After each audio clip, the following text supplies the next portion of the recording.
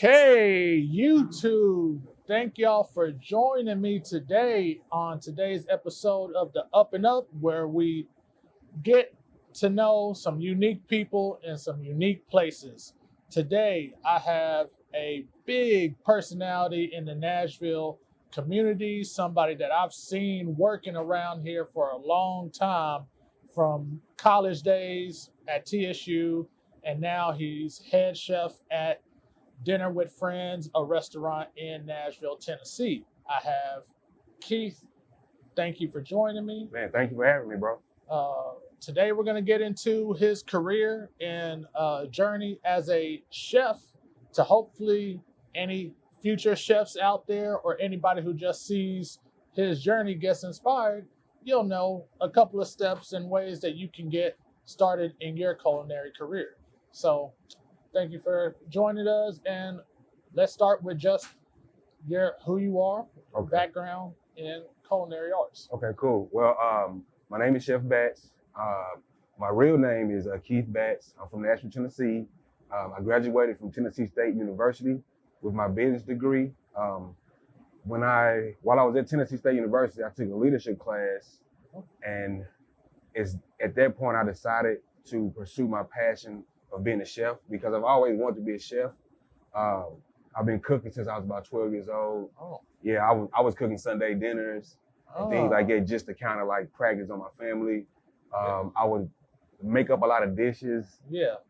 As a kid on the weekend for my brothers and sisters, because my parents are nurses, so they would be working from like 7 p to 7 a. So it was like, I'm the head of the house right now. Okay. Everybody's hungry, so I'm You're like, the oldest. yeah, I'm the oldest of 7. Okay. So it's like everybody's hungry and they looking at me, and I'm like, all right, I'm going to whip something up, man. Wow. So they used to call me the creative dish. Okay. I had a lot of creative meals. And one thing they joke about all the time is I used to make a Gatorade growing up. So whenever like there was no sugar in the house, I would make Kool-Aid with like powdered sugar. And they were like, it's not sweet, man. I said, it's not Kool-Aid, man, it's Gatorade, man. They like, yeah, you crazy. I said, man, trust me, it's Gatorade, cool. I said, wow. And that Gatorade taste? He said, yeah. I said, it's Gatorade, I got you. Wow. But in the class, the professor made a comment. He said, make sure whatever you want to do in life, you would do for free. And I was like, at that point, I had been interning with the Tennessee Lottery for about 3 years. And I was like, I'm finna graduate, go work for the lottery. Yeah.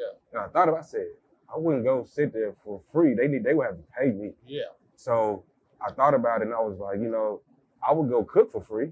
Yeah. So at that point, I actually decided to re-look into culinary school, because when I Wow. graduated from high school, I was originally going to go to culinary school, but culinary school was like $25,000. Yeah. Tennessee State was $5,000.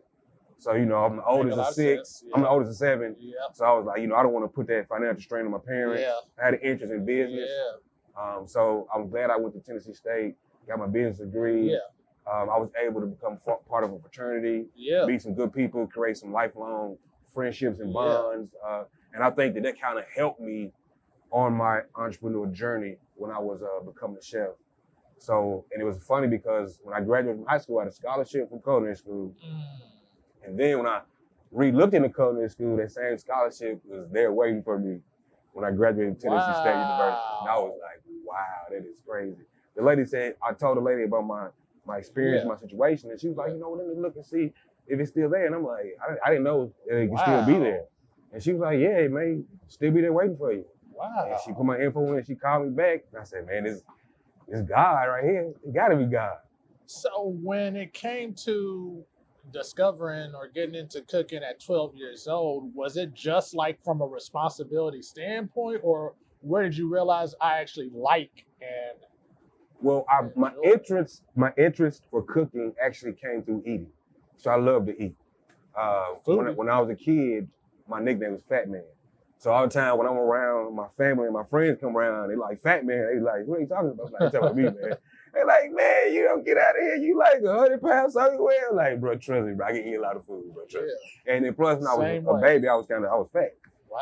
So that sparked my interest. So I used to be like, Thanksgiving, all the kids be outside playing. I'm in the kitchen watching my mother and my grandma aunties cook. That's a real passion. And I'm like, oh yeah, can I taste that chicken? Can I taste this? Yeah. And I see just the flavors used to just, you know, just spark my interest and make me just think like, man, how did they make it taste like that? And then when I was 12, I started watching Food Network, and I saw Emil Lagasse. And it was like love at first sight because he was in the keys like, yeah, I'm gonna add a little salt, bam. I'm gonna add a little bit of this, boom. Like, man, like, come on, what else? Bang, bang, what you put in there? So that's when I was like, man, I want to actually start like cooking. That's dope. So I told my parents when I was 12, and I actually started doing an internship at Logan's Roadhouse. Yeah. It sparked just because of the culinary thing. And then they were like, you know, you can start cooking, you know, Sunday dinners. I just cooked Sunday dinners. And then on the weekend, it was just necessity because it was like, you know, they didn't want to eat sandwich. My brother and sister didn't want to eat sandwich. So I was like, I'm going to go in the kitchen. I'm going to build something up for y'all. Yeah. But then, like, even though in college, I would always cook sometimes, and people would have been like, man, you like to cook? Like, like, what? Yeah. It always caught people off guard. Of course. So, but like I said, when the professor made that comment, I re-looked into Johnson Wales University. The scholarship was there. So I graduated in May of 2008, and then August 2008, I moved to Charlotte, North Carolina to go to Johnson Wales University to get my culinary degree. So I stayed there. I was there for about a year and a half. Okay. And then when I was there, in order to complete your culinary degree, you have to do an internship for 3 months, whether it's paid or unpaid. Yeah. And I internship with Tomcats Catering. I cooked with them at Bonnaroo. I also cooked with them at a couple of their restaurants that they actually managed. I cooked at the Sapphire Bar and Grill, which is in Franklin, Tennessee. I don't think they had it open anymore.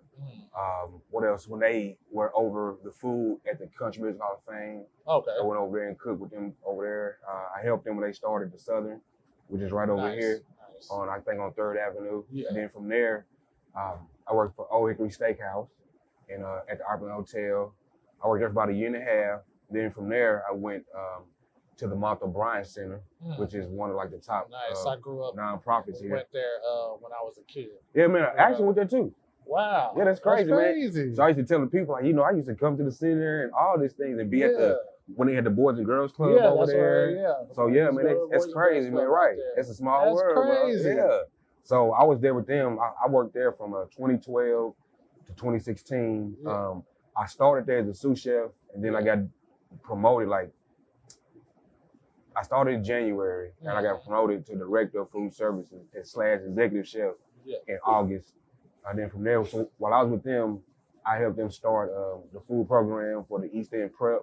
Nice. Also for the Explore Community School. We had two kitchens. We had one kitchen that was at the Martha Bryan Center that I kind of was like the hub. And then we had a satellite kitchen, which was at Deadwood Elementary, where we were over there providing the food for the East End Prep. So when I was there, I did about 1,500 meals a day. Wow. And then it was there where I kind of sparked my entrepreneurship. I started my catering company. Okay. And when I started it, I looked at it more as a side thing, not as like being a business owner or really being an entrepreneur because I had a job. Yeah. So I would really just like take catering like if I was like kind of like bored. Yeah. But by 2016, I was like I wanted to be more serious about catering and be more serious about being an entrepreneur. Yeah. So I quit working at the Martha Bryan Center and just went full-fledged cooking. So 2016, I kind of like was a full-time entrepreneur. Okay. Everything was good, man. The business was growing. Yeah. And then COVID hit, and it kind of threw like everything in the tailspin. People ain't gathering.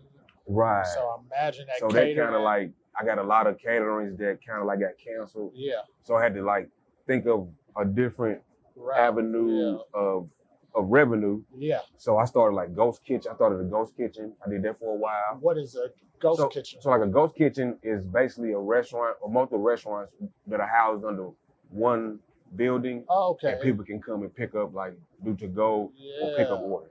Yeah. So I did that for a while. Okay. I actually started cooking for athletes during the COVID time. Nice. Doing a lot of traveling chef stuff. And then also during COVID, I was blessed to be on the Food Network's Chopped. Nice. And on Supermarket Stakeout. Wow. Yeah, so it's kind of been a blessing, a journey. Like, you know, also I cooked for the NFL draft when it came to Nashville. Oh yeah. Yeah, so that was very exciting. Yeah. And then I am the executive chef at Dinner with Friends. Okay. Which is a fine dining casual restaurant. We do a lot of fresh proteins.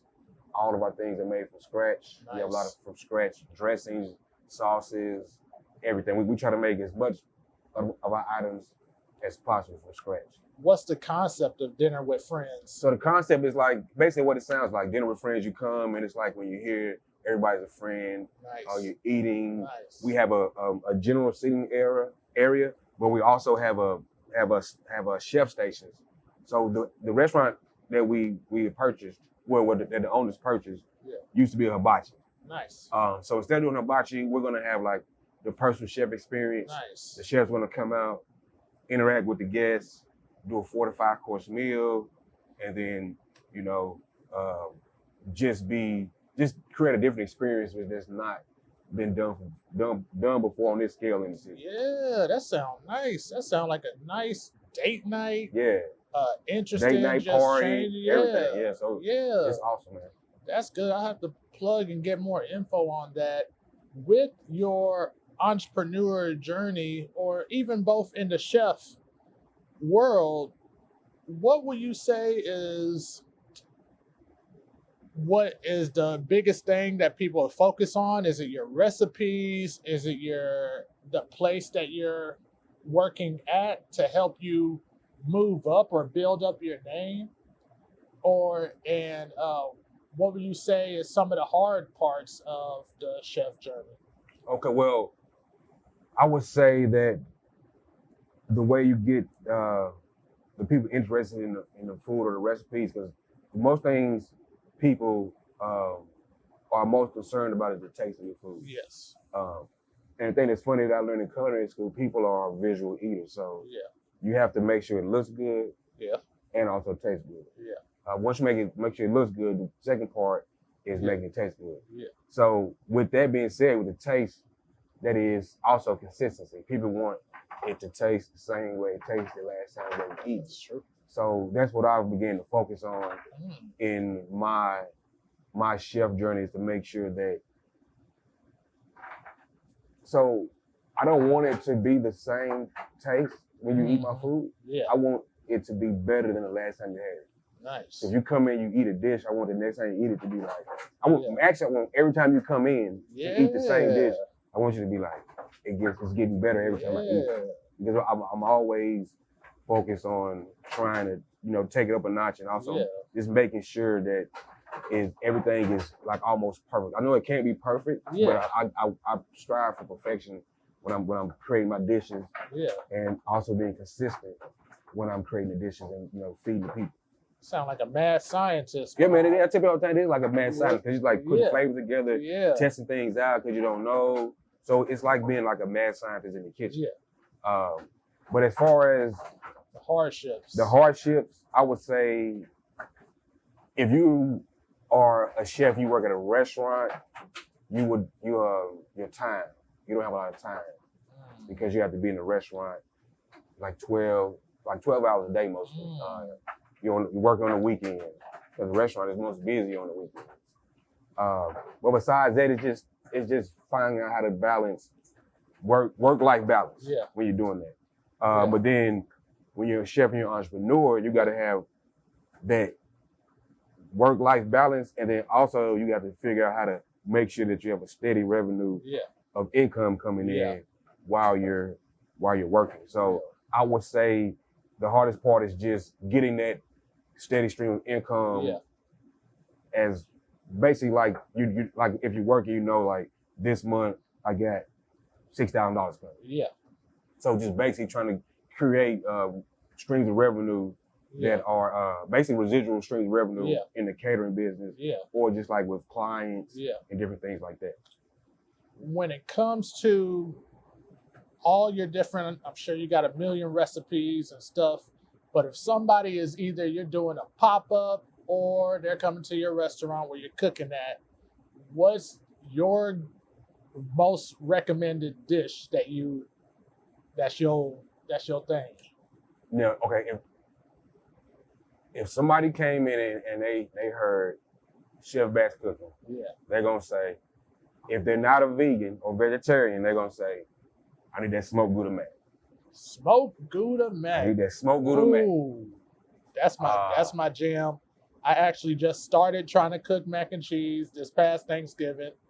I did good watching some YouTube videos, but one of my go-to ingredients was the Gouda. Yeah, that smoked Gouda, boy. It's just like, it is crazy so, when people yeah. eat. They're like, did you put bacon in here? Yeah. Like, oh, man, it's that smoked Gouda. Now, if you're a vegan or vegetarian, they're going to ask for, get them collard green egg rolls. Collard green egg with rolls. the sweet chili sauce. Yes, sir. That sounds good. Yeah, I'm definitely going to be here ever so often. What do you got? Future plans? Where do you want to take it?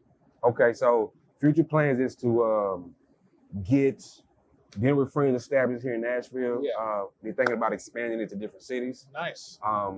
We're also gonna open up some more like a deli type situation over in the Clarksville highway area. Okay. For some projects we have coming up. So I'm basically gonna keep doing my catering, personal chef, cooking for my NBA clients. And then also expanding the restaurant business that we have. Okay. Now, I'm sure we got some future chefs watching this video, learn and hear it all about Chef Batts, and want to know how can, sometimes you got people who understand and taking the full journey through chef school and everything, but you got some people who ready to jump off the porch right away and want to know what they can do to get started making some money from cooking. Any ideas? The best thing to do is what a wise man once told me: you have to invest in yourself. Okay. So you have to give people your food for free. Have to give them your food for free. If it's people having an event, or someone's selling some food, you always come up, show samples, because the taste is what's gonna give them to come back to you. And then if it's free on top of that, they're like, oh man, they was giving it free, you got the taste. And I'm saying you gotta give away full plates, but you can just set up in different places and like give samples away for people to taste it, because people are not gonna, it's hard for people, unless you're already established as a chef, for them to give you money for food. It's hard for people to pay for food, and they don't not for sure how it's going to taste. Because that's a big thing for me, is a bad taste. Right. It make it hard to try new things and make you just keep going to what you know. No, exactly. It's good. But yeah, you gotta let people try it out, and then they like, oh man, because a lot of times people, when they cook or eat something that I make, they're like, man, I've never eaten that before. Or they like, man, prime example, my friend came and got a mango panna cotta from coconut mango panna cotta. It's one of our desserts we have here. Okay.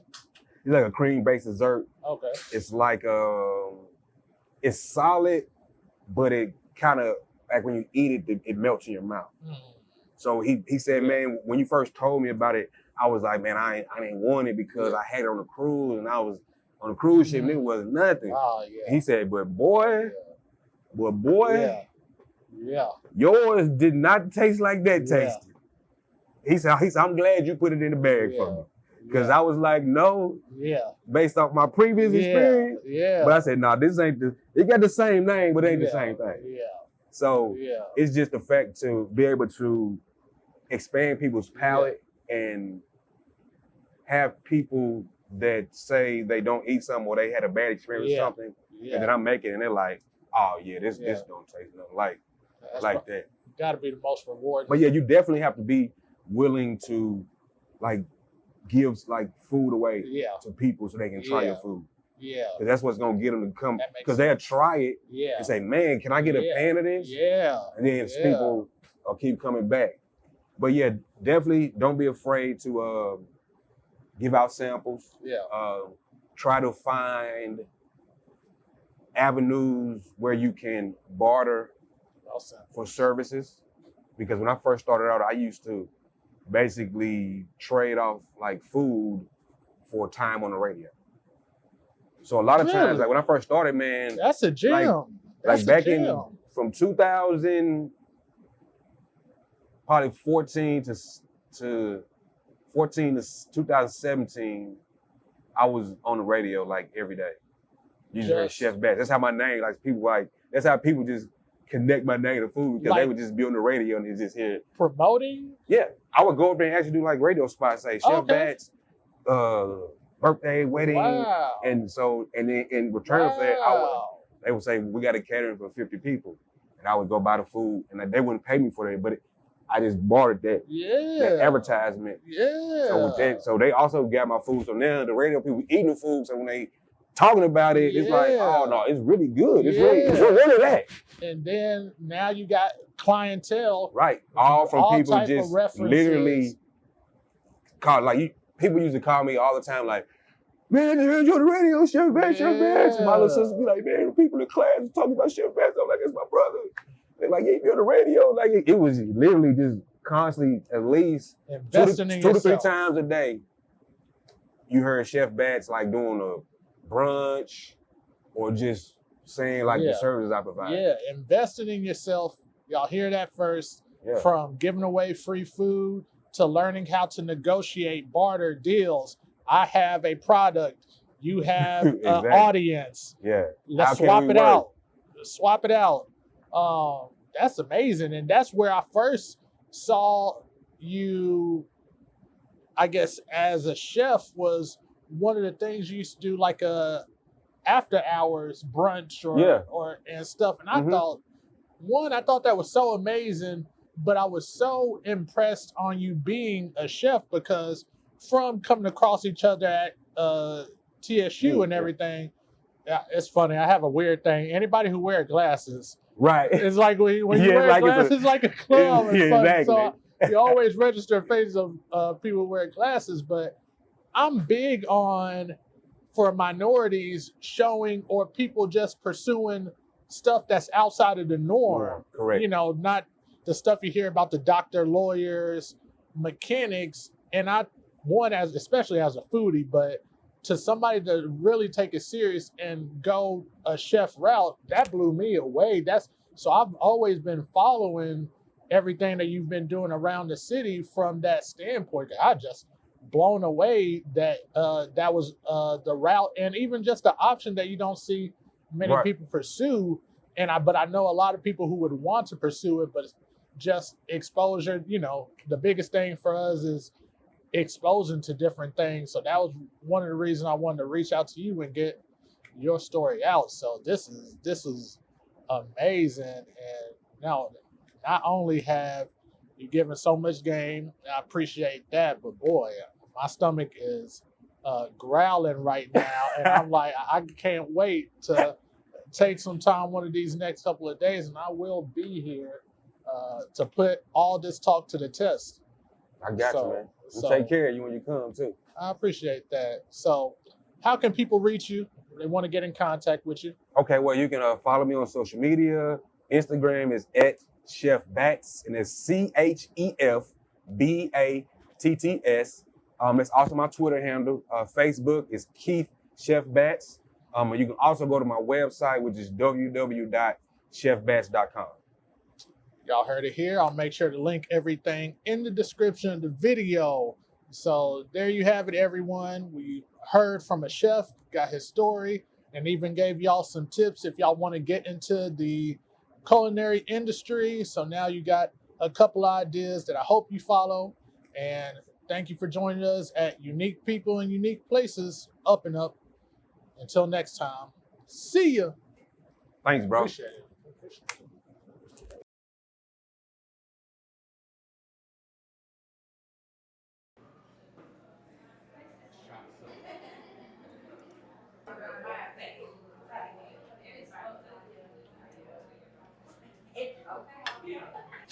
How is it?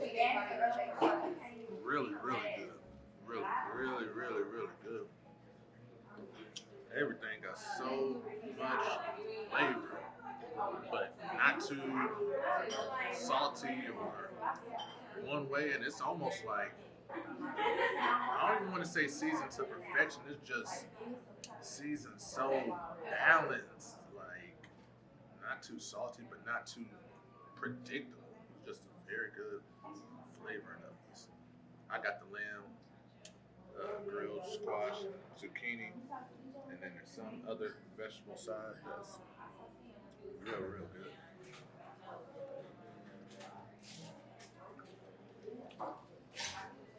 Ten out of five. 10 out of 5.